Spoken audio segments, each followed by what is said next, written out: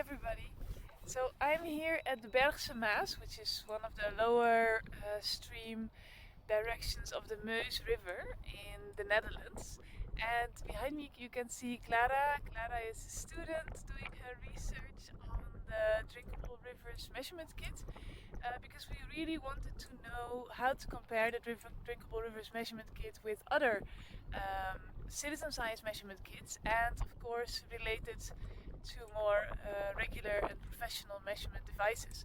So Clara is comparing at different locations in the Netherlands the Drinkable Rivers measurement kit with the Water Rangers kit and the FreshWater watch kit and some more professional measurement devices to be able to really scale the different parameters and compare them with each other.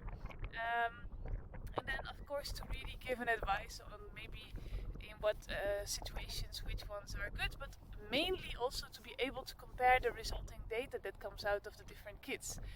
So that's very interesting, and we are very happy that she joined our endeavor and looking forward to her results, of course. Today I am joining her, seeing how she's doing, and she will also, of course, take me along in her first results and ideas that she got already from the measurements she took in the previous days before this. Okay, well, hi everyone. I'm Clara. I'm a student currently doing my bachelor thesis at the University College Roosevelt. And I am very happy to be working with Drinkable Rivers because I really wanted to do some field work. Because personally, that's how I find that I learn the best by interacting with the environment, interacting with rivers in my case, but also ecology, these things. And my research project is about comparing the Drinkable Rivers toolkit with other citizen science toolkits, as well as some professional material that is supposedly gives more accurate readings. And the point of this is to sort of determine the accuracy of the toolkit, because citizen science is very good at obtaining precise results because of the quantity of data that comes in from citizen science that can sort of drown out error noise.